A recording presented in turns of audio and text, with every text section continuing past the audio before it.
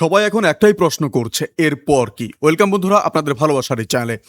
বন্ধুরা, ধরো তুমি রাত্রে ঘুমাচ্ছ, হঠাৎ বাইরে বিস্ফোরণের শব্দ উঠে জানালা দিয়ে গিয়ে দেখলে পাশের বিল্ডিংটা আর নেই। ধুলো আর আগুনের মধ্যে লোকজন চিৎকার করছে। ভাবছো এটা কোনো দুর্ঘটনা? না, এটা একটা দেশের ওপর সরাসরি সামরিক হামলা। আর ভয়ের ব্যাপারটা হলো, এই দেশটা ইউক্রেন না, সিরিয়া না, লেবানন না, এই দেশটা হলো রোমানিয়া। আর রোমানিয়া মানে সরাসরি ন্যাটো জোটের সদস্য দেশ। এই হামলাটা শুধু রোমানিয়ার ওপর হামলা না, এই হামলাটা মানে রাশিয়া পুরো ন্যাটোকে চ্যালেঞ্জ করে দিল সরাসরি বন্ধুরা।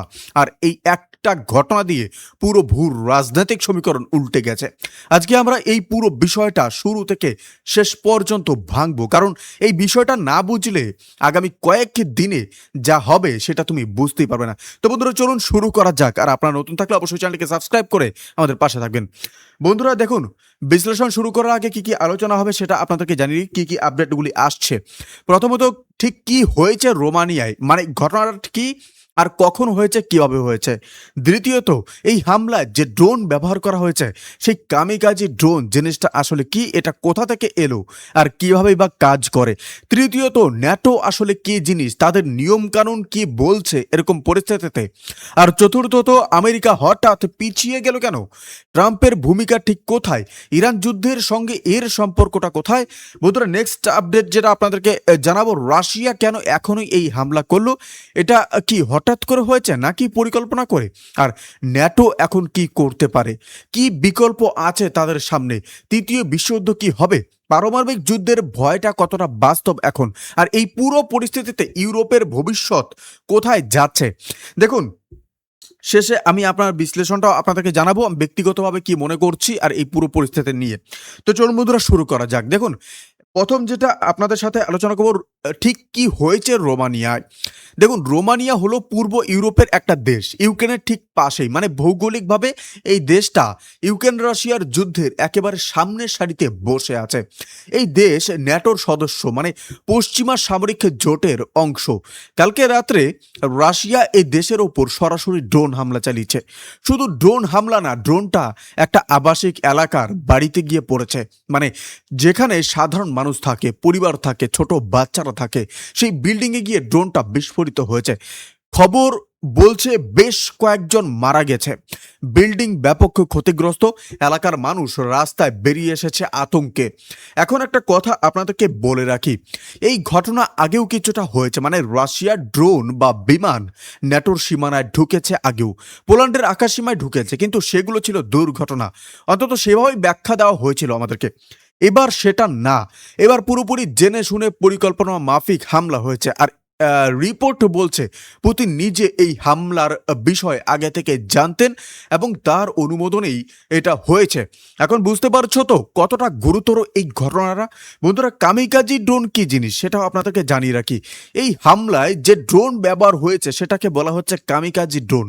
এটা একটু আপনাদেরকে বুঝিয়ে বলি। দেখুন, সাধারণ ড্রোন যেটা আমরা চিনি সেটা আকাশে ওড়ে, ছবি তোলে, কখনো বোমা ফেলে, তারপর আবার ফিরে আসে। কিন্তু কামিকাজি ড্রোন হলো সেই ড্রোন যেটা নিজেই একটা বোমা বলতে পারেন, মানে ড্রোনের ভেতরে বিস্ফোরণ ভরা থাকে, লক্ষ্যমাত্রা ঠিক করে দেওয়া হয়, আর ড্রোনটা নিজেই উড়ে গিয়ে লক্ষ্যে ধাক্কা মেরে বিস্ফোরিত হয়।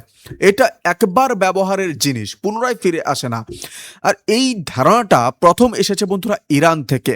ইরান এই ধরনের ড্রোন তৈরি করে আরব দেশগুলোর বিরুদ্ধে ব্যবহার করেছে।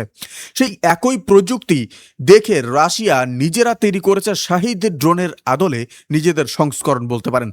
আর এই ড্রোনগুলো ধরতে কিন্তু খুব কঠিন, কারণ এগুলো নিচু দিয়ে ওড়ে, গতি কম, তাই রাডারে সহজে ধরা পড়ে না, দাম কম, তাই প্রচুর সংখ্যায় ছাড়া যায়।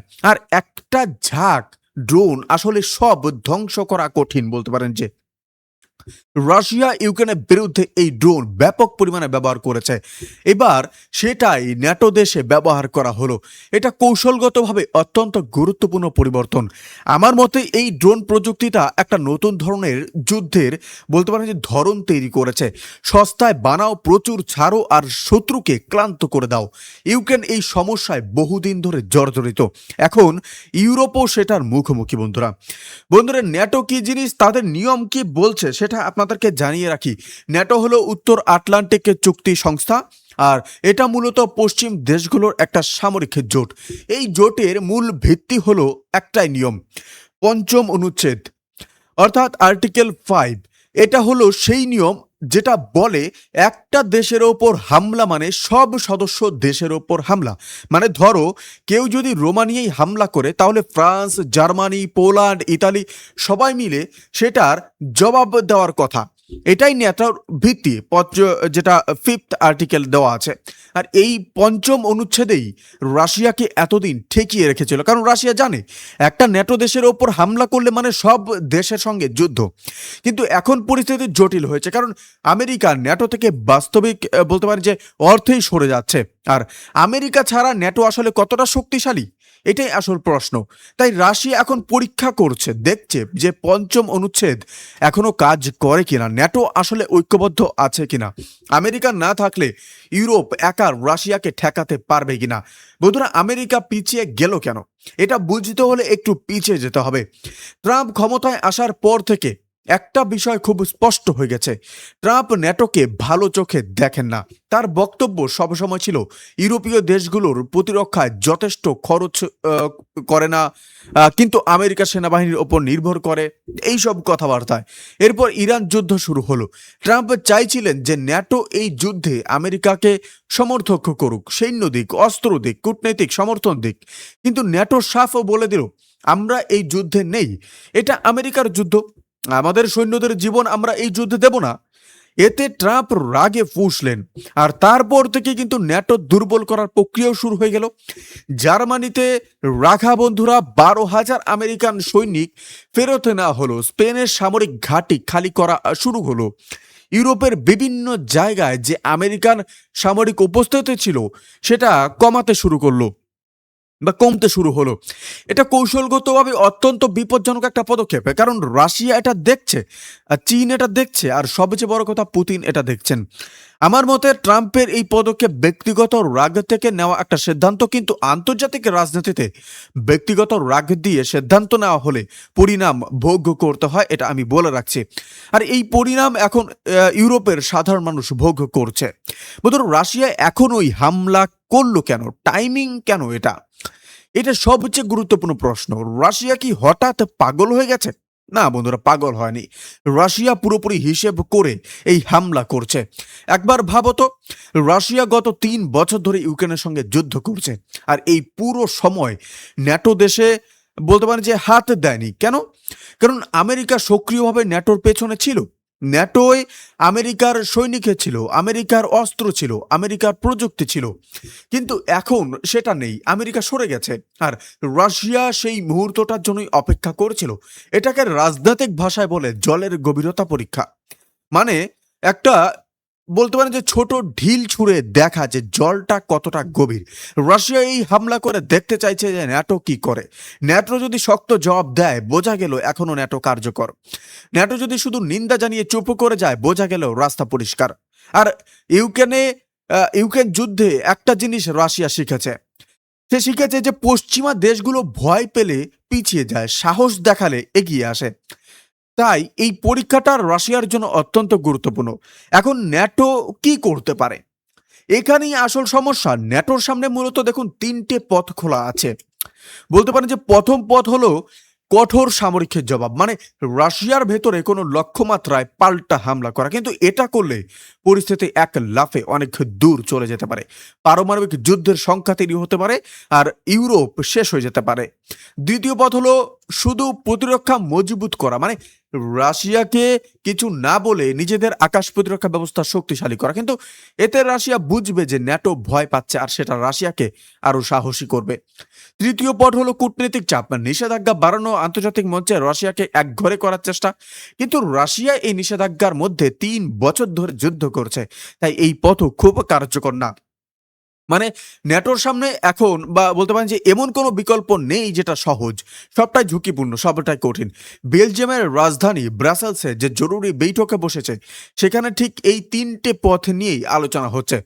আর সিদ্ধান্ত নেওয়া কঠিন, কারণ আমেরিকা না থাকলে বড় সামরিক পদক্ষেপ নেওয়া একটু কঠিন হয়ে যায়। আমার ব্যক্তিগত মত হলো ন্যাটোর এই 3টের মাঝখানে বলতে পারে যে মাঝামাঝি একটা পথ বের করতে হবে। এমন কিছু করতে হবে যেটা দেখাবে যে ন্যাটো এখনো শক্তিশালী, কিন্তু পরিস্থিতিকে সরাসরি যুদ্ধের দিকে ঠেলবে না। এটা অত্যন্ত বলতে পারেন সূক্ষ্ম কূটনৈতিক কাজ, এবং এই কাজটা খুব কঠিন। আর পারমাণবিক যুদ্ধের ভয় কতটা বাস্তব, এই প্রশ্নটা যখনই আসে লোকজন দুটো দলে ভাগ হয়ে যায়।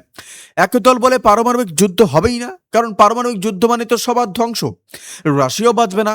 অন্য দল বলে যে পুতিন যদি কোণঠাসা হয়ে পড়েন তাহলে যে কোনো পদক্ষেপ নিতে পারেন।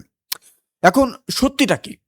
সত্যি হলো পারমাণবিক যুদ্ধ কেউ চায় না, কিন্তু পারমাণবিক যুদ্ধের হুমকি একটা অস্ত্র হিসাবে ব্যবহার করা হচ্ছে। রাশিয়া বারবার ইঙ্গিত দিয়েছে যে যদি অস্তিত্বের প্রশ্ন আসে তাহলে পারমাণবিক অস্ত্র ব্যবহার করতে পারে, আর এই হুমকিটাই পশ্চিমা দেশগুলোকে থামিয়ে রেখেছে। ন্যাটো রাশিয়ার ভেতরে কখনো বড় হামলা করেনি, কারণ পারমাণবিক বলতে পারেন যে পরিণামের ভয়। এটা একটা ভয়ানক অচলাবস্থা। রাশিয়া জানে যে পারমাণবিক হুমকি দিলে পশ্চিম তো থামবে। পশ্চিম জানে যে পারমাণবিক ঝুঁকি নেওয়া যাবে না, তাই একটা মাঝামাঝি অবস্থা চলছে যেখানে রাশিয়া ধীরে ধীরে এগোচ্ছে, আর পশ্চিমীদের থামিয়ে দেওয়ার ক্ষমতা থাকলেও পারমাণবিক ঝুঁকির জন্য থামাতে পারছে না। এটা একটা নতুন ধরনের যুদ্ধ, সরাসরি না লড়ে ধীরে ধীরে অন্যের এলাকায় ঢুকে যাওয়া, আর প্রতিপক্ষ পারমাণবিক ভয়ে চুপ করে থাকবে এই হিসেবে। বন্ধুরা, ইউরোপের ভবিষ্যৎ কোথায় যাচ্ছে বর্তমানে? এখানে একটা কথা বলবো যেটা অনেকে বলতে চায় না, কিন্তু বাস্তব। ইউরোপ গত 70 বছর ধরে একটা মিথ্যা নিরাপত্তায় বাস করছে। সেই নিরাপত্তাটা ছিল আমেরিকার ছাতার নিচে। আমেরিকার সামরিক শক্তির আশ্রয়ে ইউরোপ তার প্রতিরক্ষায় কম খরচ করে সমাজ কল্যাণে বেশি খরচ করেছে। বলতে পারেন যে স্বাস্থ্যসেবা, শিক্ষা, পেনশন এসবে ইউরোপ অনেক এগিয়েছে, কারণ প্রতিরক্ষার ভার আমেরিকার কাঁধে দিয়ে রাখা ছিল। এখন সেই ছাতা সরে যাচ্ছে, আর ইউরোপ আবিষ্কার করছে সে একা যুদ্ধ করতে পারে কিনা। জার্মানি হঠাৎ সামরিক ব্যয় বাড়াচ্ছে। ফ্রান্স বলছে ইউরোপের নিজস্ব প্রতিরক্ষা জোট দরকার। পোল্যান্ডের সামরিক প্রস্তুতি বলতে পারেন যে সামরিক বাহিনী বাড়াচ্ছে। সুইডেন, ফিনল্যান্ড ন্যাটোতে যোগ দিয়েছে। এদিকে বন্ধুরা, কিন্তু এই পরিস্থিতি রাতারাতি হয় না। সামরিক বাহিনী গড়তে দশকের পর দশক লাগে, প্রযুক্তি তৈরি করতে সময় লাগে, আর এই ফাঁকটাই রাশিয়ার জন্য সুযোগ। রাশিয়া জানে ইউরোপ প্রস্তুত হওয়ার আগে যদি কিছু করতে হয় তাহলে এখনই করতে হবে। আমেরিকা সরে যাচ্ছে আর ইউরোপ এখন প্রস্তুত না।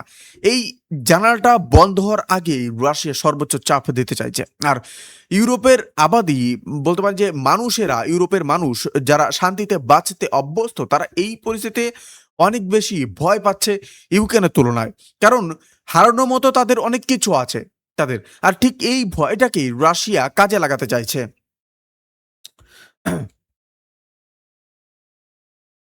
সরি বন্ধুরা, একটু আটকাচ্ছি, কারণ বলতে পারেন যে বন্ধুরা নেক্সট যেটা আসি, দেখুন এই পুরো পরিস্থিতি নিয়ে যা মনে করি সেটা আপনাদেরকে সরাসরি বলি।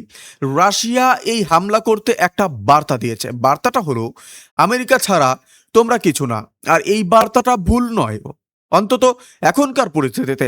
এখন যদি ন্যাটো কোনো কার্যকর জবাব না দেয় তাহলে রাশিয়া আরো সাহসী হবে, আরো হামলা হবে।